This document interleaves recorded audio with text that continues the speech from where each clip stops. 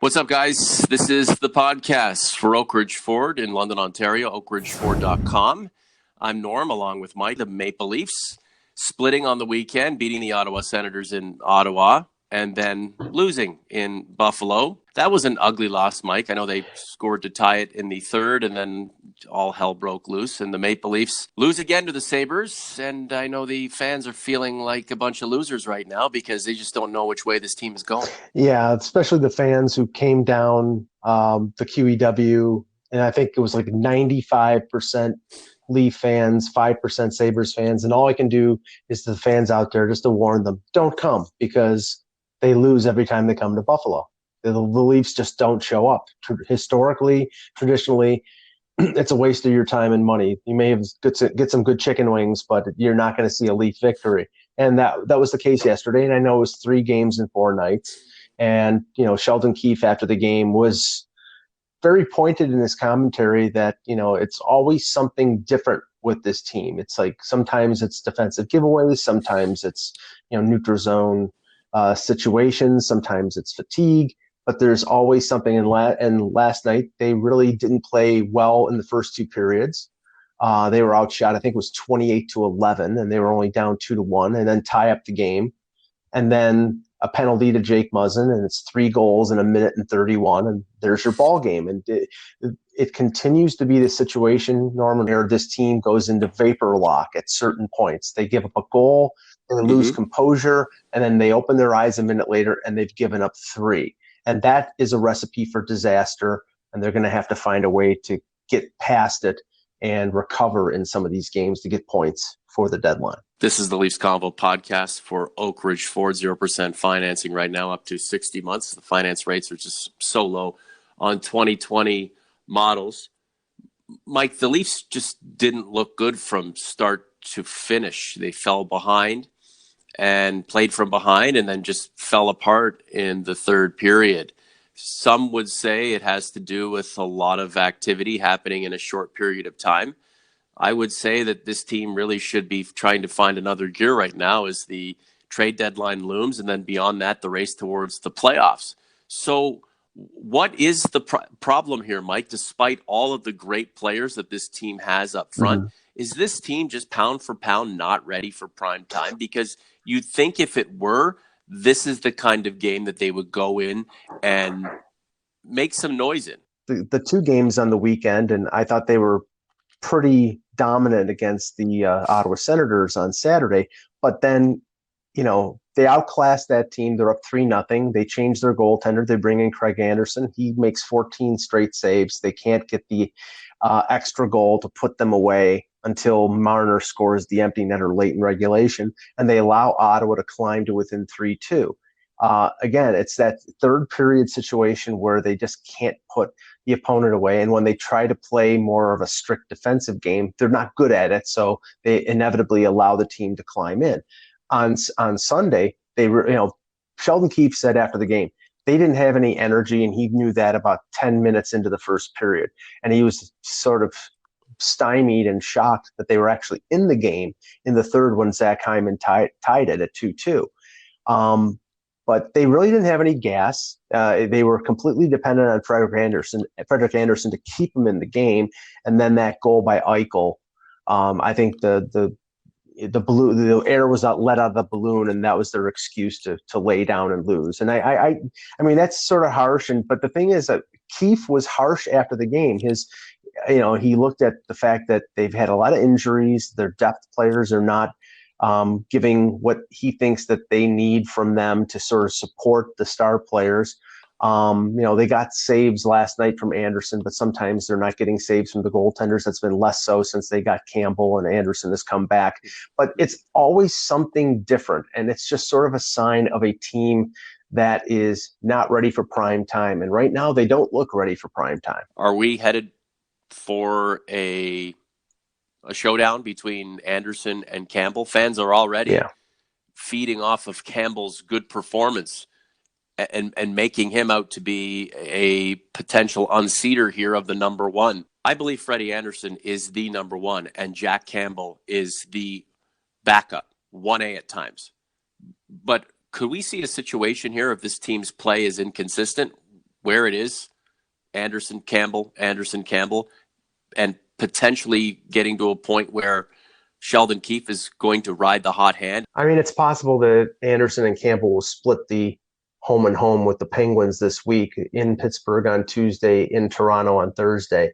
But there is a game in between, and normally that means Anderson would start, or a day in between that normally means that Anderson would start both games. I don't think Freddie Anderson's the problem here. I thought he kept the Leafs in the game. He made a number of good saves in the first and second period. It's really tough when, your team sort of loses the concept of team defense and makes certain passes and certain plays that just boggle the mind, and he's left hanging. I mean, the breakdown on the Opposo goal down that put him down 4-2, where Nylander waves at the puck, Alex Kerfoot gets burned by Opposo, and then Sandin makes Opposo look like Gilbert Perreault on that goal. I mean, you can't make it up, and that was just a complete breakdown defensively. So, I mean, when Anderson lets in a easy goal, he is open for criticism. But it really, and there was a stretch there that he did it. I know Campbell has played well, but there is no goaltending controversy. The number one is Freddie Anderson, and they will sink or swim based on what Anderson does over the last 7 weeks. Yeah, if he's in a slump or hurt, then Campbell's the guy you go to, but he's paid to be the number one, the same way Austin Matthews and Mitch Marner are paid to produce at the level they do. This is the Leafs Convo podcast. OGs, Converse, thank you so much for all of your support. Make sure to like and subscribe to the project on YouTube if you haven't done so already. Vote in community. Tell your friends about what we're doing here. The Leafs Convo is heard on all of your favorite podcast platforms and, of course, right here, the headquarters, YouTube. Mike, the trade deadline is fast approaching, like just days away. Do the Leafs really need to make a trade to do something? And are there any guarantees that a trade of substance is going to right the ship or propel this team to another level and get it to the level of Tampa and Boston?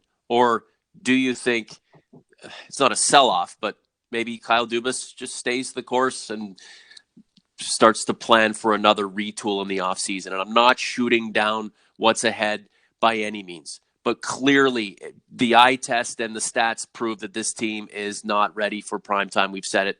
You've said it. I've said it.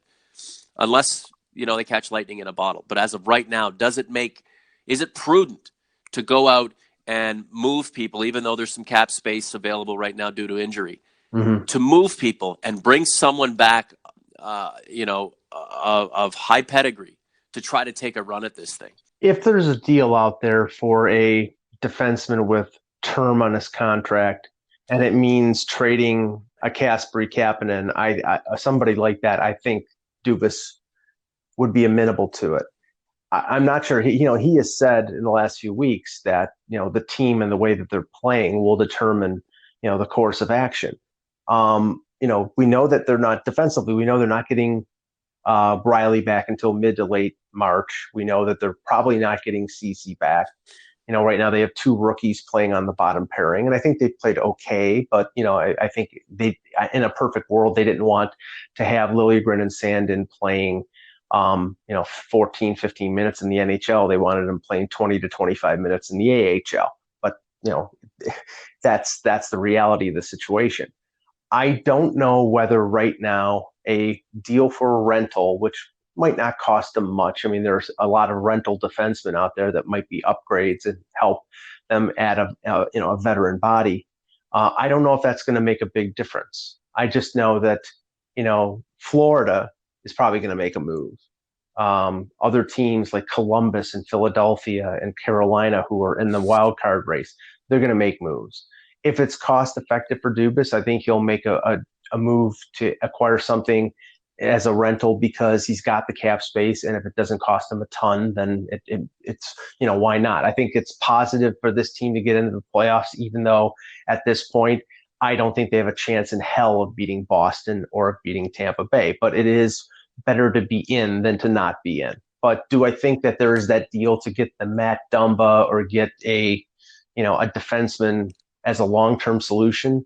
No. And The question I have, though, is, would they entertain the idea of trading a Tyson Berry, a guy who I don't think is going to be back by next year? Or, CC's hurt.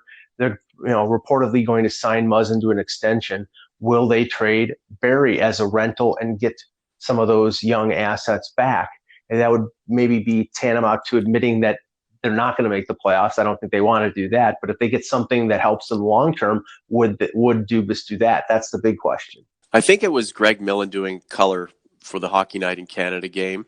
Leafs Sabres. Oh, geez, if I'm wrong, you can correct me. It was. I saw him. And at the towards the end of the broadcast, he's like, "Well, the Leafs didn't do well tonight, but hey, Igor Korsakoff scored." So, yeah, and I guess little victories. Little victories. First goal in his first NHL game, and I think he's got a future. I think he could be a full-time Leaf next year. He's got the size. He's got the ability. There's still questions of durability. He was out for a significant period with the Marlies, and he's had injury problems in the KHL. But they need options. And like I said, Sheldon Keefe talked about the depth of the organization and the problems with the depth players, the bottom six really not contributing much. That all the weight right now is on the Tavareses and the Marners and Matthews and Nylander, and they need secondary scoring from the bottom six and from their defense to help sort of push things along. And when everything is on Matthews and those guys, that core of guys, if the team shuts those players down, then the Leafs don't really provide too much. So, they really need supplemental secondary scoring to kick in. And I think it will. I think people are just, struggling right now. But it's a question. I mean, right now, it's a flip of a coin whether they make the playoffs or miss the playoffs. And there's no rest for the weary, Mike. Pittsburgh on the docket for the next two games against the Maple Leafs. The Penguins have won 2 in a row. They're among the top teams in the Metropolitan in the East. And dare I say, a contender to win another Stanley Cup. Mm-hmm. How do the Maple Leafs go into that adversity? Or maybe they surprise us. Well, it's going to be a tough task with, Crosby back and Malkin, and they added Jason Zucker in the deal with Minnesota. This is a tough team. They have 2 good goalies in Murray and Jarry. You probably could see them split the 2 games. It's going to be a tough task. I mean, the Leafs are going to have to get that kind of effort throughout the lineup. I don't think you can depend on 1 or 2 players to carry past an experienced Pittsburgh team that's probably going to be in the run for a Stanley Cup along with Washington, Tampa, and Boston in the East. So tough task, but they're at least going to have to split. And right now, Florida has 2 games in hand on them. They're 4 points behind. Florida plays in San Jose tonight. The Leafs are in a precarious spot, and all what they basically have to do is just keep winning games. Keep winning. They have to start winning, Mike, on a consistent basis and go on a run. That would be nice. A lot of fans think it's still in them to give. Mike, have a good one, buddy. Thanks, Norm.